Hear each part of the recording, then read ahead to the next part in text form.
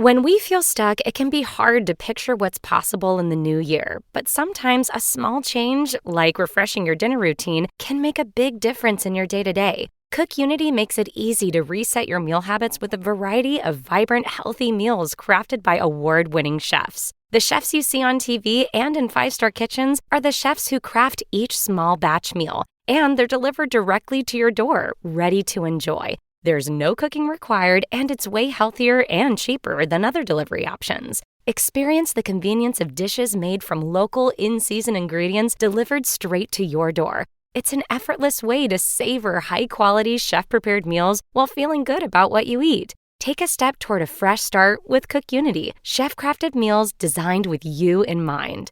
Go to cookunity.com/podcast or enter code podcast before checkout to get 50% off your first week. That's 50% off your first week at cookunity.com/podcast. Geico's motorcycle expertise means I'm covered by people who know bikes like I do.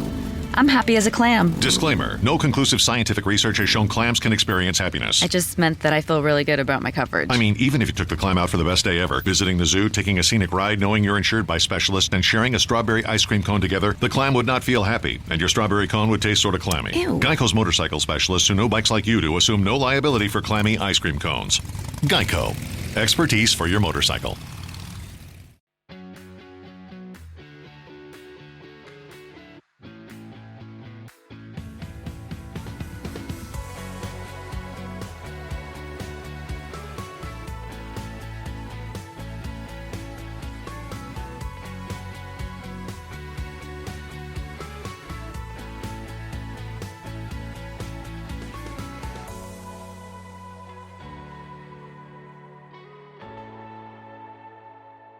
Good day, everyone, and welcome back to the Happily Never After podcast.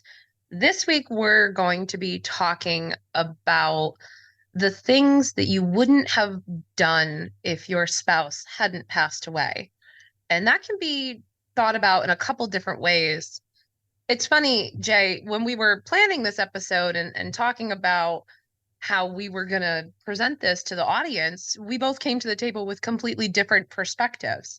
Where I initially thought about the opportunities that I had for experiences, and you framed it differently. Why don't you tell me a little bit about what you thought when you first heard this topic when I brought it to you? Definitely. The way I looked at it was looking at all the things that we have done, considering the fact that our spouses have left us. They passed away. I looked at the fact that I talked to you about I cook, and I would not have cooked. I wouldn't have learned how to cook if my wife was alive. She was an incredible chef, you know, so I didn't have to, but I was forced to learn how to do it because I have children and I have needs. I want to eat. So, you know, it's like, and that was a forced change that caused me to elevate my game, caused me to look at things differently. It was like a level up. It really is. And that's one thing that a lot of people that are going through grief, they need to understand. They have to understand that they are going to change. Circumstances will create that change. Remember, you used to be in a partnership. One party handled so many aspects. You handled the other aspects. It was a give and take. It really was. Now that you are solo in this entire ordeal, you have to take on 100% of the responsibilities. That creates a change. That creates a mental shift that you have to make, because you can shut down, but then that means that those things that are supposed to be done will not be done. And if they're not done, that creates a whole new arena of grief. But you know what? Talk about all the things that you wanted to do, because that's a whole nother part of it that really grows a person. Yeah, it's so interesting to me that we had very diametrically opposed takes on this topic when it was first presented, and we didn't know that until we came together just before this episode, trying to plan and figure out how this was going to land. And as I'm listening to you talk now, two of things that Craig used to say, his catchphrases, if you will, come to mind. First of all, he would say, choosing nothing is still a choice, Yes. subject to the consequences of which. And that just, it resonates with me as I'm listening to you talk, because I hear his big booming voice in my ear talking to my son when he was choosing not to follow the rules, and Craig would remind him that choosing nothing is still a A choice. choice. And That's we, right. as members of the widowhood community, as grievers, co-commiserators, we have to choose sometimes to continue to put one foot in front of the other. You could have chosen to hire a cook and put yourself in financial destitution. You could have chosen to done meal subscription services, or to force your daughters to learn how to cook because they were young adults, they were, adolescents, and you could have offloaded that on them. You Right. could have chose Right. nothing. The second thing that Craig used to say that really resonated with me is that the easy way is hardly ever the right way. Mm-hmm. And man, wise beyond his years, even though he was 20 years my senior, wise beyond his years, because he would say that so much so that I would roll my eyes and mock him and pantomime it. He would start saying it, and I would be like, me, me, me, me, me, me, me, me. Like, it was very Charlie Brown teacher, if you will. But it's true, again, like to your point, that we can choose to do nothing or we can choose to do something. And usually that choice is a difficult choice, whether the physical activity itself is outside of our wheelhouse and it's a new skill we have to develop, whether it causes grief and we have to work through that and gain momentum in that skill set, or whether it be that it's an anger that we don't want to do it and we shouldn't have to do it because they're not here. It is not an easy experience, even 3 years out for me, several years out for you, 10 years out for other people, 6 months out. There is no point where it gets easier. And I don't mean to say that to discourage people, but the cold hard fact is that this is a whole horse of a different color. And I Absolutely. just want to remind people that difficult does not mean bad. So, And you know what? On top of that, what's interesting is you are every time you decide to do something that is not part of your norm, you are growing. mm, Les Brown said this. It was interesting because you just talked about the whole easy, hard thing. Les Brown said, the harder the road, the easier your life becomes.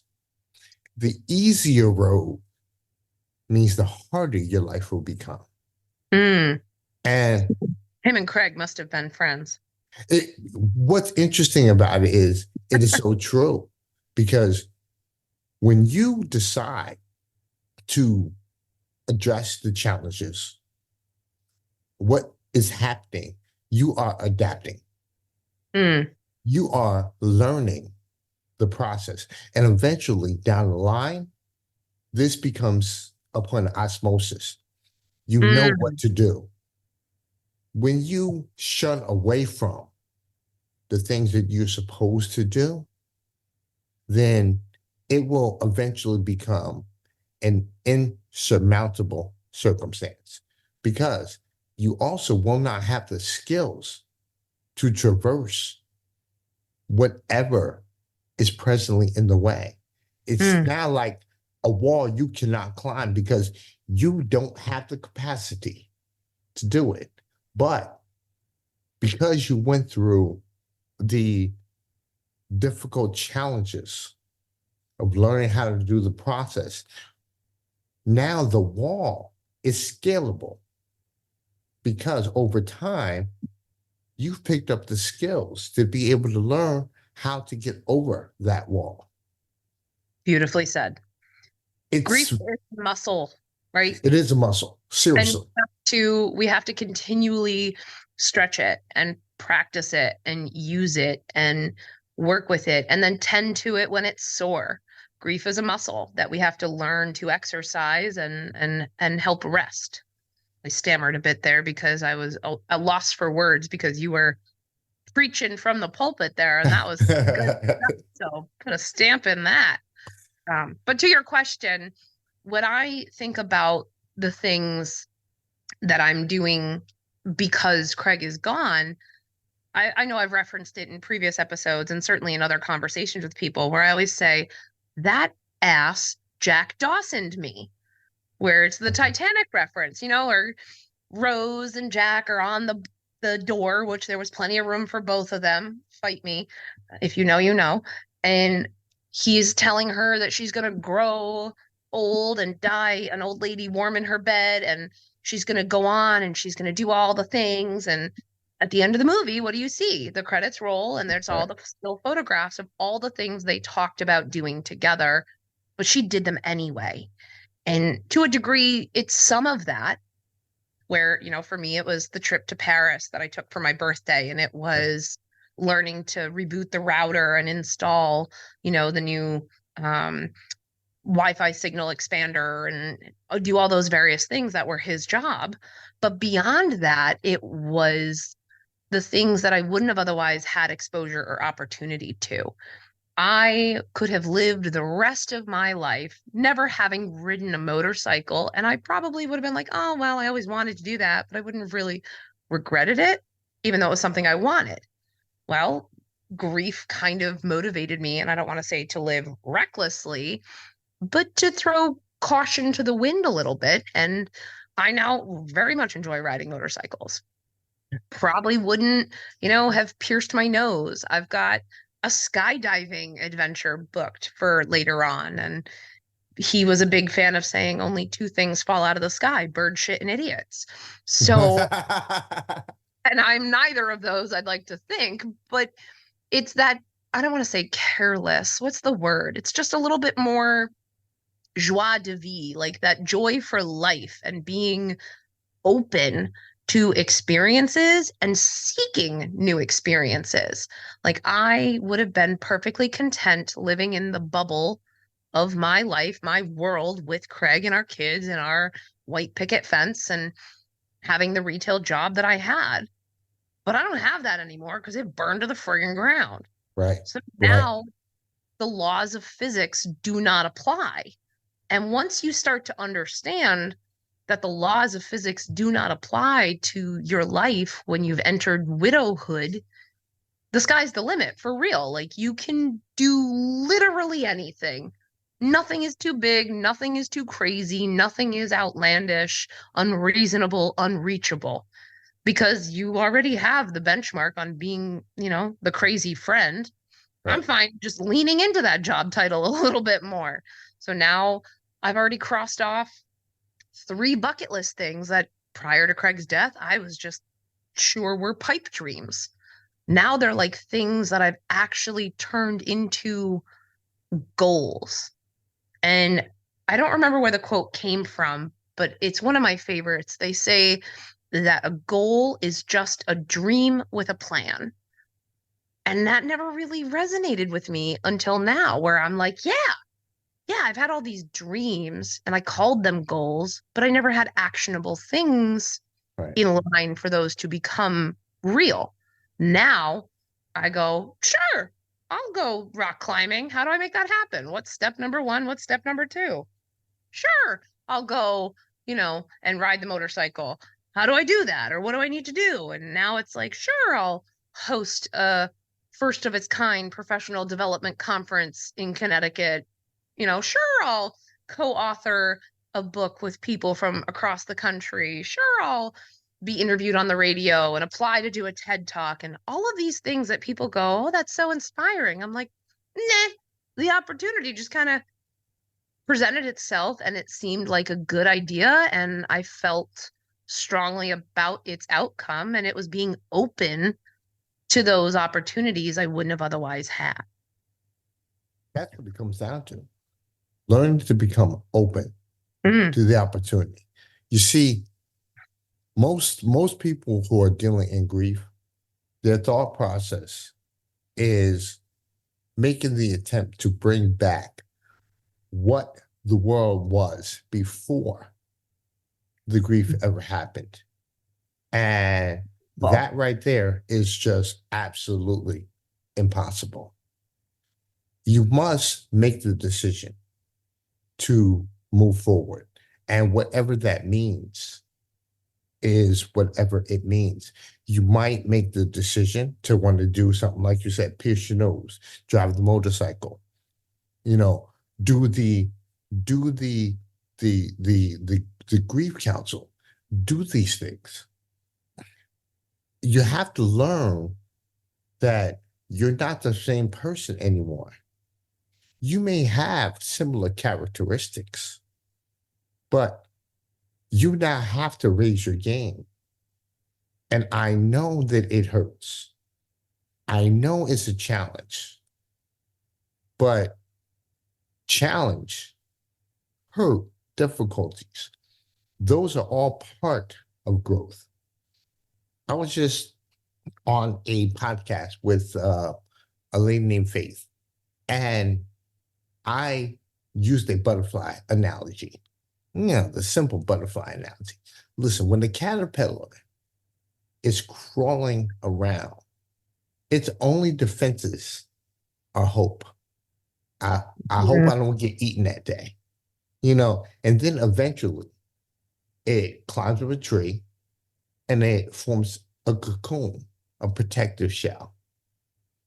Within that shell, within the chrysalis portion, it is literally, during the gestation period, it's eating itself.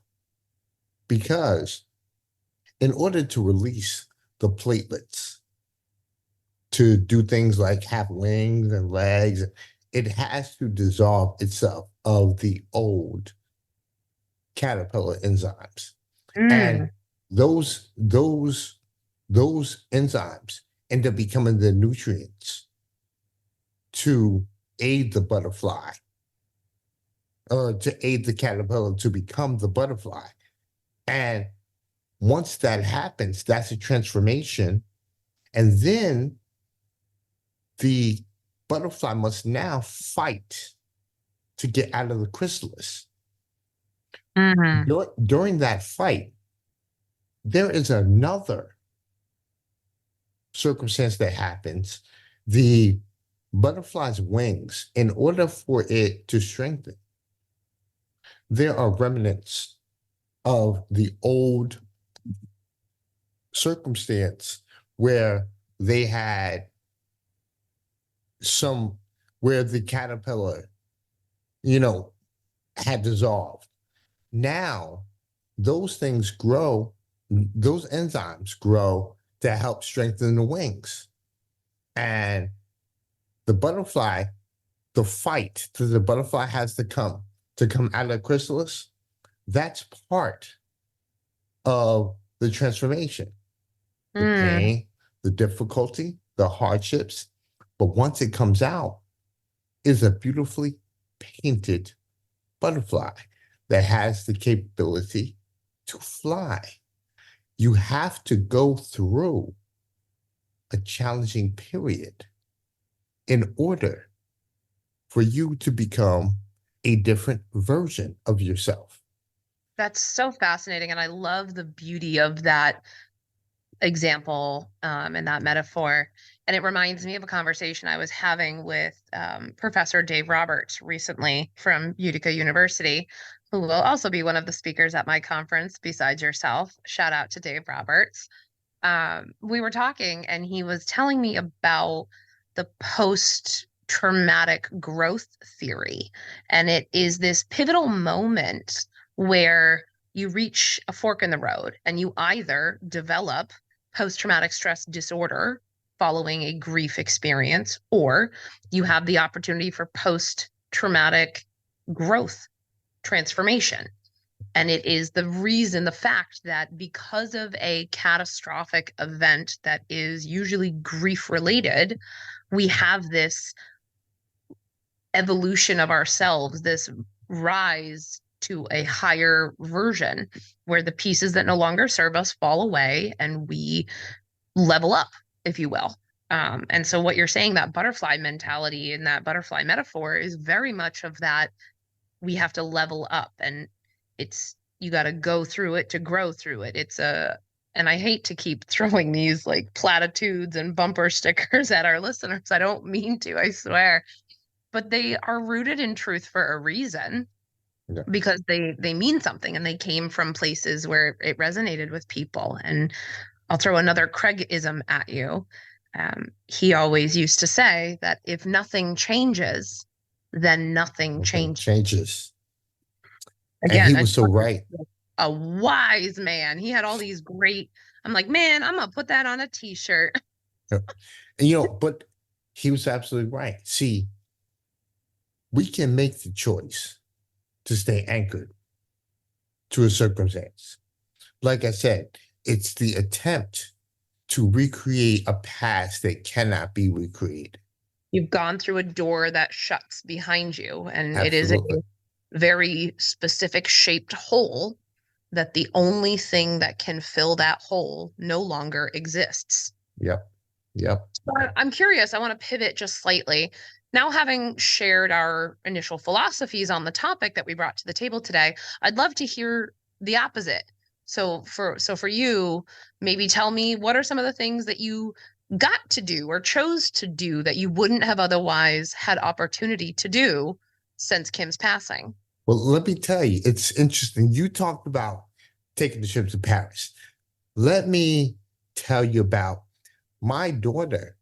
She did a study abroad, and she ended up going to Ireland, during college.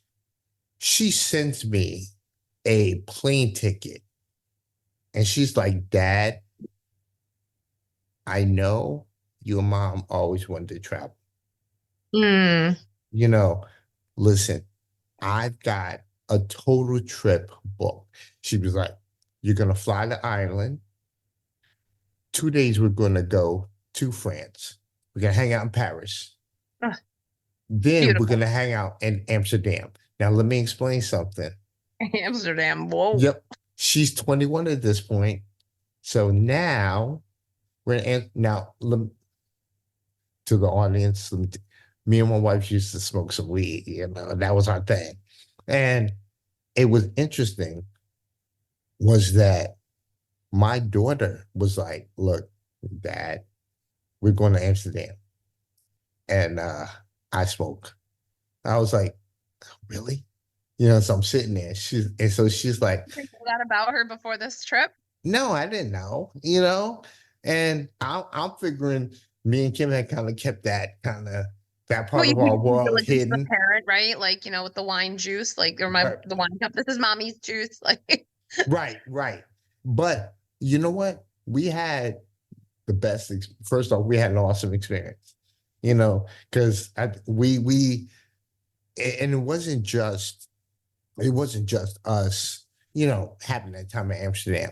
We got to spend time doing things. Yes, my wife would have loved going to Paris. She would have loved going to Amsterdam. She would have loved hanging out in Ireland. I wish I had the opportunity to share that experience with her. But you know what? I actually had an incredible time with my daughter, and I got to share that experience with her.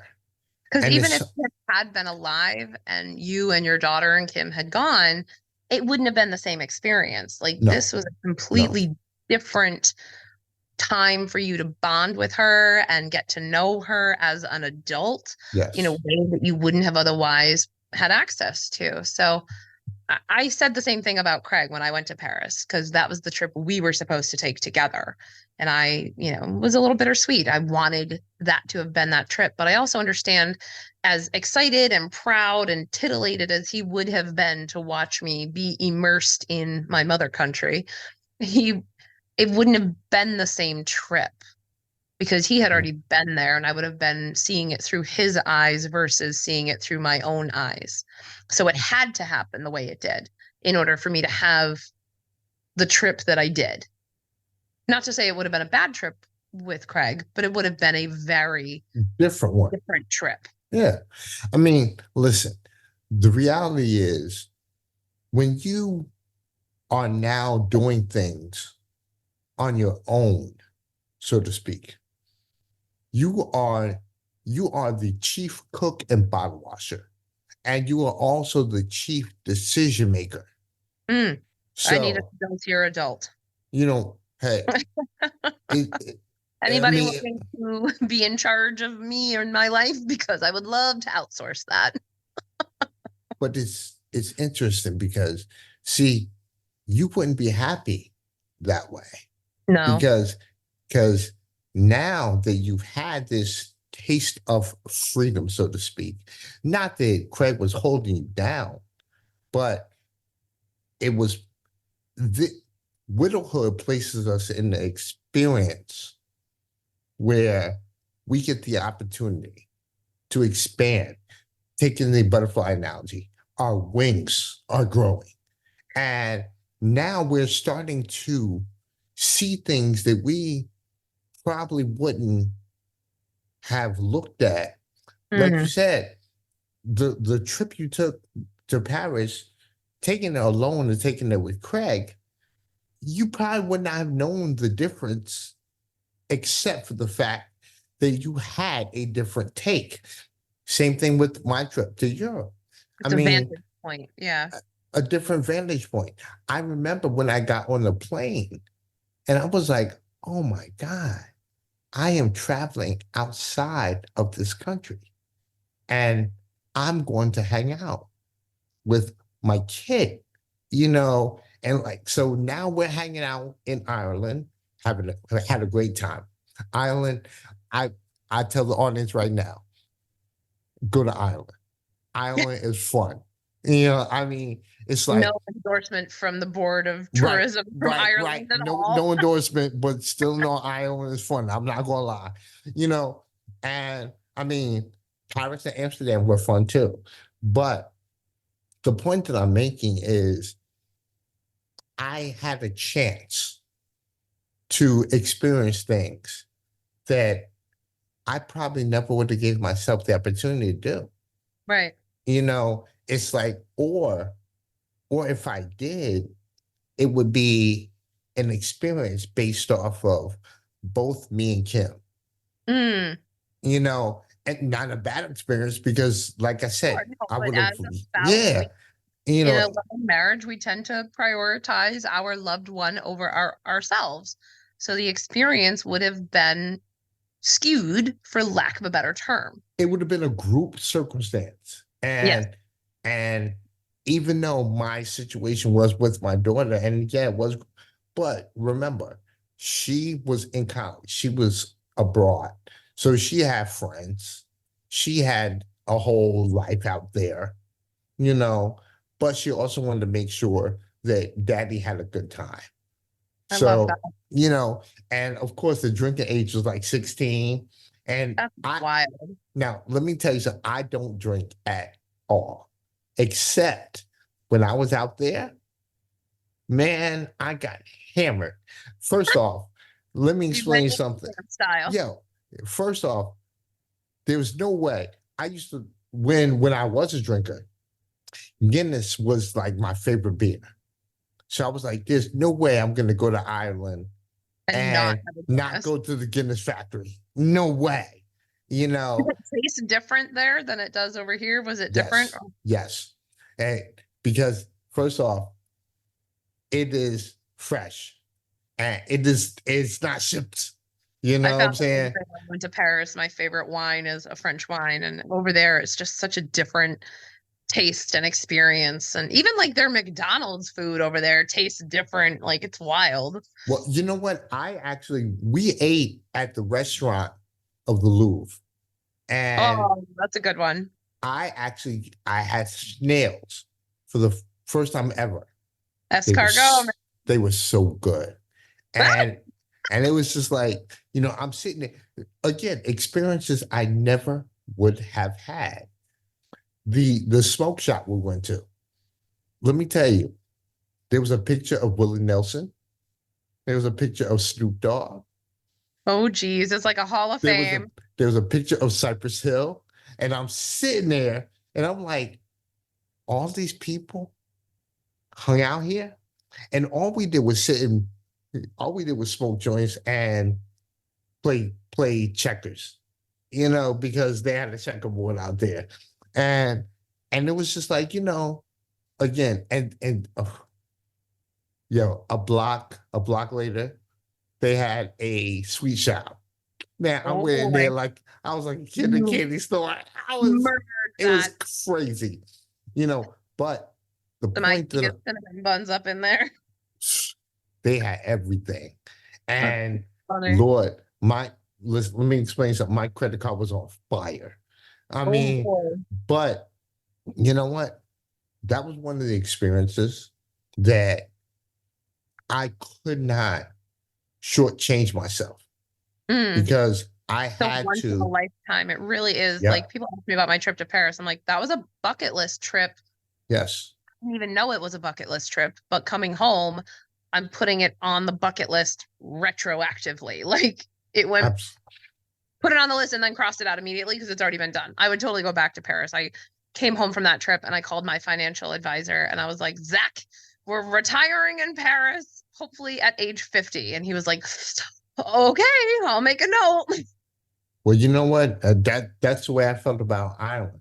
It was like, you know, I'm definitely going back Yeah. because Well, we should it, get a widowhood community Europe trip together. Anybody out uh, there listening, throw it in the comments, send us a message. Let's go on tour or something. Like, right, take right. this show on the road. Let's go take the show on the road. You Maybe know, that's in our future plans because that's a thing we wouldn't have otherwise had access to had our spouses not died, right? Like us meeting, that wouldn't have happened.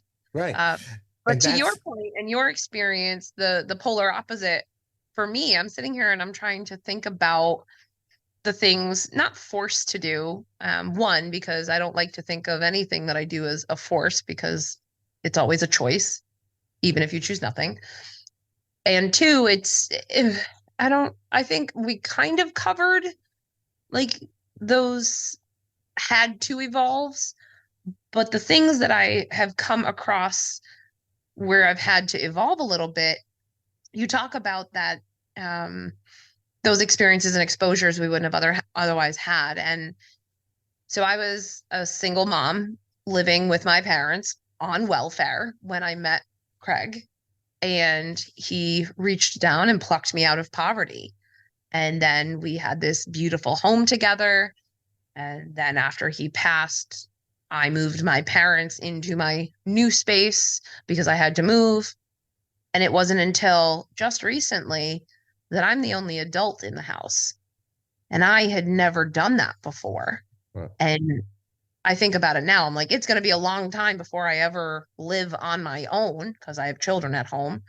But I've never been an adult living on their own. Like, I've never been the only responsible adult. I went from living at my parents' house to living with a boyfriend to living at my parents' house to living with my husband to living with my parents. You see a trend here. 3 times you're Right. out. 3 strikes you're out. We will not do that again. Let me make that very clear. I learned my lesson the third time. But I had never been the sole head of household, Right. primary keeper of the things. And Craig and I had a great relationship where he was software, I was hardware, right? He installed the internet router and did the taxes and managed the bank accounts, and I wrote the checks he told me to, and did the grocery shopping, and clipped the coupons, and installed the garbage disposal, and bought the blades for the lawnmower, and he mowed the lawn and did the laundry, and I did the dishes. Like, we had a good balance of who did what, but there was that sharing of responsibilities. And to a degree, I let him take care of me in a way, Right. which was his honor, his pleasure, and I very much enjoyed it. And there was no awareness of it until now.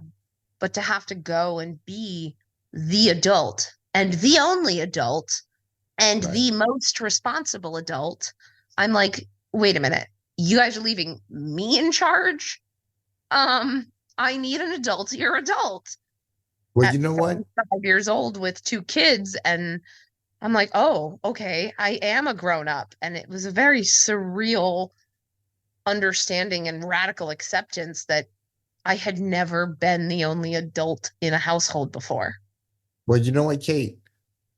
What's interesting is, sure, I had many experiences of living on my own, but when I married Kim, I was, we were 17 years into a relationship when she died. Mm. I was used to that routine that we had. And the minute she got sick and entered the hospital, that routine absolutely changed. I remember one day we had a dog, and I'm walking the dog. Now, this dog was Kim's. Now, it was our family dog, but this dog was Kim's. And I remember I'm walking the dog, it's probably maybe the third, fourth day. And the dog just stops on the corner of our house and just sits down and starts looking at me, kind of like, yo, man, there's something wrong here. Mommy usually takes me. Dude, this is like the third or fourth time you've taken me out. It's like, who are you and where's my mom? I had to sit on the curb with him. And I had to explain to him, Mommy's not coming home, bro. And I was like, this is now my responsibility. This is now something that me and you are doing. And when you talked about you don't like to use the word forced. And I understand that. But I knew that if that dog didn't get walked, he was going to take a crap in my house. I knew that I couldn't starve the dog. I knew that I had to give him water. I had to do these things. This dog became a part of me. As quickly as Kim left my world, this dog entered my world.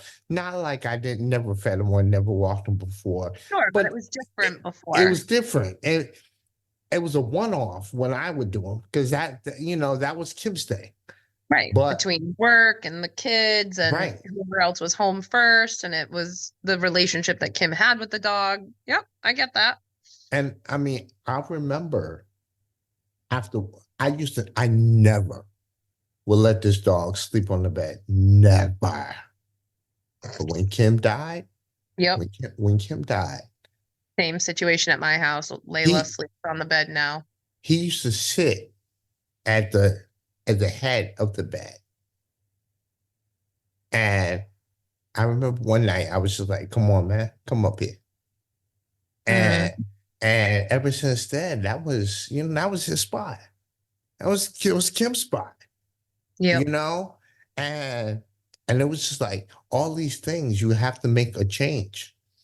A lot of it comes with a change in your mindset. And some of it happens without you even realizing. Yeah, as absolutely. you're going through it and dealing with it and processing things and surviving in the beginning. which then evolves into thriving if you choose. Some of those changes and what have you are organic and subconscious and by happenstance, and others are choices. Absolutely. Is there anything on your horizon and on your purview that you wouldn't have otherwise had access to, but is now a possibility? You know, just just podcasting and live streaming right now are a couple of things that I see. Um, I realized that as much as I love Kim, she would not have really been okay with this world because right now this world is not giving the money that it needs to give.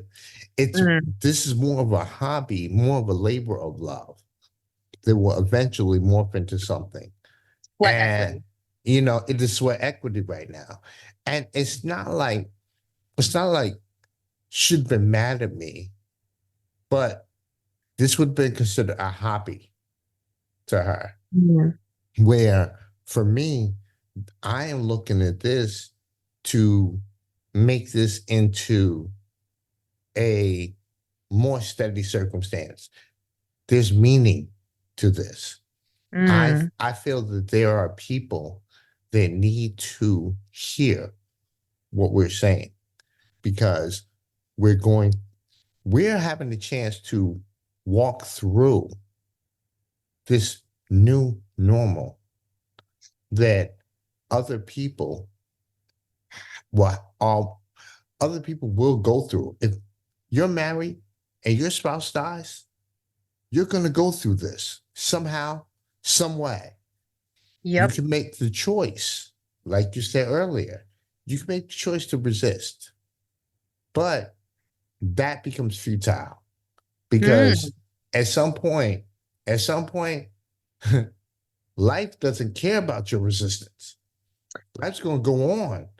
You can stay put, but just like Craig said, even not making the decision is a decision. You And ain't said nothing but a thing. over time, you have to learn how to move in order to be able to progress, in order to grow. That that is again, like we talked about the growth of butterfly. It's not pretty. Look, man, the butterfly eats itself at some point, you know, and but was the caterpillar, I should say.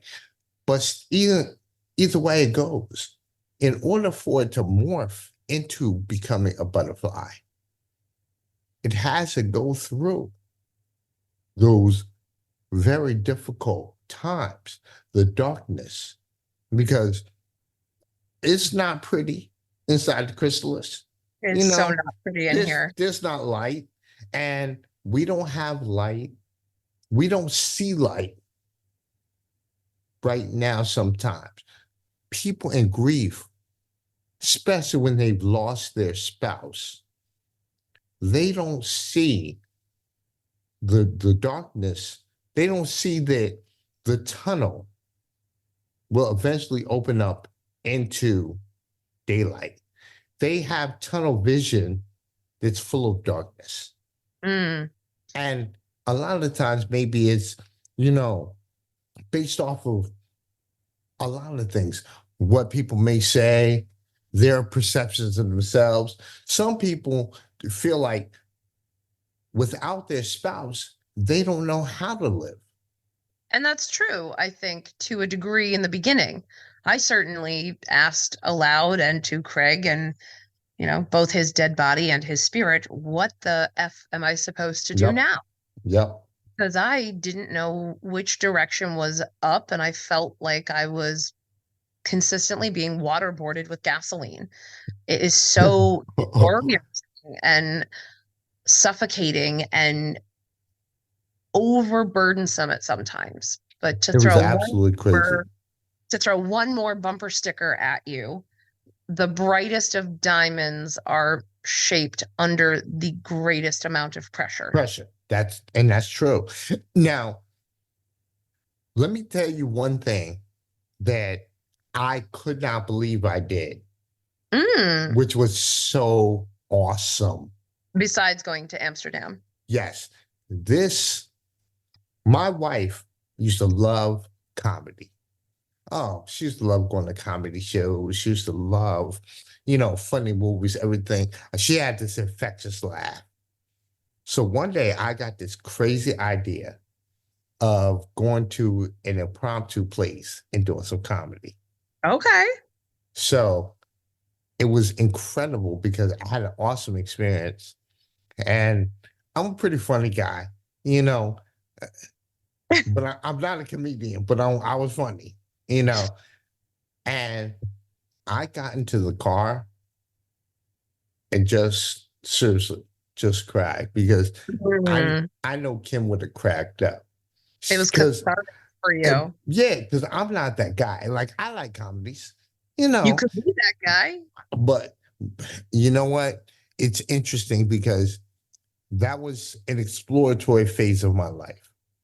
I That's part of the post loss, I feel like.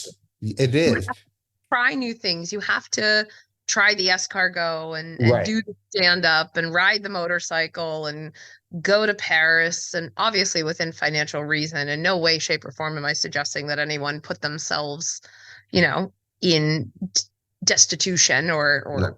financial hardship. Certainly don't take a second mortgage on your house to go Right, experiment right. figuring out who you are. There are economical ways of doing this, people. I learned that mistake the hard way. But buying a home for myself, that was a thing I never would have thought would be a thing. And I was perfectly content having living in the house that Craig and I picked out together. Right. And I think I've mentioned before that my name wasn't on the house. So I didn't technically own it. We shopped for the houses together. I went to the closing. I was with him when he signed all the paperwork. We were married. Ipso facto, it was my house. Right. By default, it was you. It was our home. But legally speaking, it was not mine. And to have grown up my entire life in apartments and dealing with moving 100 times and eviction notices and housing and all that stuff, to now have purchased a property by myself on my own, to not only do that, but to qualify for it, to navigate the finding a realtor, picking out the house I like that I need without anybody else. It was solely me. It was just me. And I included my children in it because I thought that was fair given the trauma they'd been through. But Oh, sure. I was the veto power. I was the sole decision maker. And what a healing of generational trauma that was that I wasn't expecting, to be gifted by Craig in his death, the gift of home ownership. You know what? Here's what's interesting. You and I have an opposite effect. I I I grew up in apartments, of course, and we purchased our home. And when we bought that home, man, a lot of things came with it. And I'm cutting lawns, I'm doing this, after a while, when Kim died, I think that she released me from a burden. Not that I didn't love my house, I absolutely loved it. But she also knew that, like, doing stuff like cutting the lawn and this and that and painting stuff and maintenance. And all that maintenance was interesting and trying. And then the fact that we bought our house across the street from my mother-in-law and just added to the whole thing. Punch. Yeah. But, so to be able to go back to apartment living alleviated some of that obligation and responsibility of home ownership from you, which allowed you the time and space to heal, grieve the way that you needed. Where for And me, the gift of homeownership was a healing for me. yes, So and it's interesting the things that we're presented with and how many similarities we have, but also clear the differences are in those but similarities. that's what's interesting is that's the circumstance of a person in grief. It doesn't matter what your original situation is. It can, you can stay where you are. You could shift to another house, or you can shift to a townhouse, condo, apartment, whatever it is. You're starting a new venture. You're starting a new chapter of your life. And You're turning the page, you if you will. literally, that's what's happening. And home, obviously, listen, home ownership or living, we should say, that's part of So, Maslow's hierarchy of needs, man. You yeah, know, you need shelter, but that and could it's be staying where you are, like you said, and some people will do renovations and make it all their own, or finish the project, or move, or rent it out, or what have you. it's Kate, listen, this has been an incredible conversation because seriously, the way we're looking at it, like you said in the beginning, you had one thought process about these things. You know, I had another, but once we brought them both together, it showed that we were both kind of able to understand each other because we both had many of the same circumstances, even in slightly different arenas. You know, Mm. look, we both had a chance to look at things that are totally different. Like you said, you ride the motorcycle, you wanting to skydive. Listen, me wanting to, you know, go do improv. Mm. It's like, wow, you know, you having to take certain responsibilities on, me doing the same, you know, And then us, releasing on other responsibilities. right. And and then recognizing that there are certain things that we would have loved to have our spouses with us, but we learned that doing these things on our own gave us a certain understanding, a certain sense of purpose. Look, I can go all day, but You know, I could too, my friend. I think this has been my favorite talk that we've had so far. And I am looking forward to many more talks with you. But we have reached the end of our time here. So, for all of our listeners out there, I just want to thank everyone for continuing to tune in and remind everyone that they can find us on their favorite streaming platform. And stay tuned for future episodes of Happily Never After. hey, listen, have a good one, everybody. Thank you so much. You've been listening to Happily Never After, part of the Xvadio podcast network. You can catch every episode of Happily Never After, as well as the rest of the network, at xvadio.com, the Apple Podcasts app, Google Podcasts, Spotify, iHeartRadio, Audible, Amazon Music, and wherever you find podcasts.